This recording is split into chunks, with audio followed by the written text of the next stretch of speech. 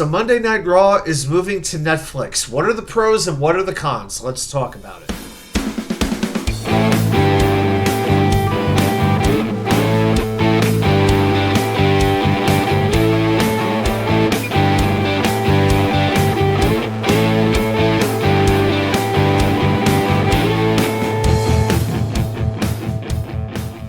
And well, welcome back to New York Sports WickerMedia. I'm Watt2K99. Thank you, as always, for taking the time to watch these videos.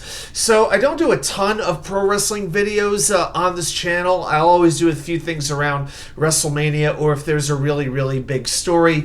But I really wanted to come on and talk a little bit about the announcement that was made this week about Monday Night Raw, the flagship show of WWE, moving to Netflix starting in January of 2025. So the deal is for $5 billion over 10 years. That's billion with a B. Now, WWE has an option. It could end after 5 years, but after that first 5-year period of time, it could be extended for another 10 years. So this could potentially be a 15-year deal.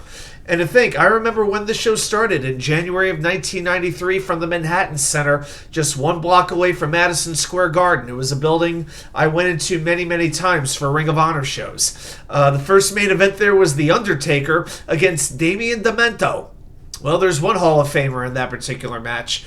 But I remember when it replaced Primetime Wrestling, and it definitely seemed like a brand new show, and it's been on cable TV ever since. And in 2025, that's going to end. Now, it's a great thing for WWE, no question about it. They make more money with the TV rights deal, and now they will have shows that are on broadcast TV, cable TV, and streaming. You have NXT on the CW, SmackDown on USA, and Raw on Netflix. On a personal level, I kind of hate it because I don't have Netflix. I try to subscribe to as few of these streaming services as possible. I mean, personally, all I have is Peacock for the WWE Network, and I like watching Dateline sometimes. And there's some good movies. There's some good stuff on Peacock. I have ESPN so I can watch hockey, and I like all the 30 for 30 documentaries. Just anything with a good documentary, I'm pretty much good for.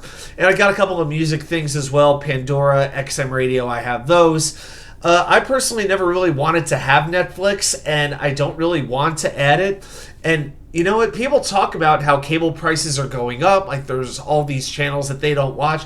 I feel like for me it's the same thing with Netflix because there's all this content they put on, and how much of it would I really watch? Not a whole lot. And then this week, Netflix announced they're eliminating, I think it's called the basic package option, which was their cheapest available option. And I can assure you that the price of Netflix between now, January of 2024, and January of 2025 will be going up and up and up and up. But I get why WWE did this. The USA Network has lost about 20 million subscribers in the last 5 years through no fault of their own. It's just the fact that cable is not what it used to be. Streaming does seem to be the way of the future, whether we like it or not. But there are some very important questions that have to be answered. The number one for me is, will Monday Night Raw go back to 2 hours? You know, Raw has been, WWE took that third hour to get more advertising revenue, to make more money, but it does really stretch the show out. And there are times when that makes it a difficult watch. You know, a 3-hour Raw can be a lot to get through. So it'll be interesting to see if they go back to 2 hours with this deal. Will Raw remain on Monday nights? You know, in the press release, it's interesting. They did not say Monday Night Raw was coming to Netflix. They said WWE Raw.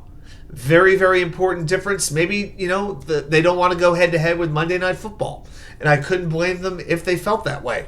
You know, Nick Khan, I think he was on with like Pat McAfee. He indicated that it was possible they would look at other nights. And as far as commercials and ads go, we're kind of getting a feel on that. If you have one of the premium subscriptions, then you won't have to deal with commercials or ads. If you have one of the lower level ones, there might be some ad breaks where you might miss parts of matches or something like that. So it's one of those things, like with most streaming services, you'll have to pay more to eliminate the ads. And the other thing that I'm very interested about is, how will this affect the relationship with WWE and Peacock? The deal runs through 2026. That's where the premium live events are broadcasted. WrestleMania, Royal Rumble, SummerSlam, all of that. But now you got to wonder, will the network library eventually move over to Netflix? Will it just move over there? If that's the case, I got to be honest, I'm probably not going to subscribe to Peacock anymore. I got to be honest. So that's going to be a very interesting thing to see. And another thing with Netflix, they are very, very inexperienced with live streaming, with live programming. I think they've done it maybe 2 or 3 times. I know they did a Chris Rock stand-up comedy special. That was one event. It did pretty well. They tried some reality show, Love Island, something like that, something that I would never watch, or I'd probably have to turn in my man card. And there were some technical issues with that show. So that didn't work out very well. So there is a risk there with figuring out the technology, but they do have a year to get that figured out. Bottom line, it is a brand new era of broadcasting, just like cable was in the early 1980s. We're seeing it now with streaming, in the right around in the 2020s, really. So it's going to be interesting to see how the look of the show changes, how the feel of the show changes. Will it move away from Monday night? These are all questions we're waiting to find out. But again, good deal for WWE. But God, I really don't want to have to get another streaming subscription if I'm being honest about it. All right, well, thanks very much for watching, everybody. Remember, join us Wednesday night at 10 p.m. for the live show where we talk a whole lot of New York sports, a whole lot of Jets in particular. I'll see you right back here with more content from you-know-where. The Wicker Chair. And please like and subscribe.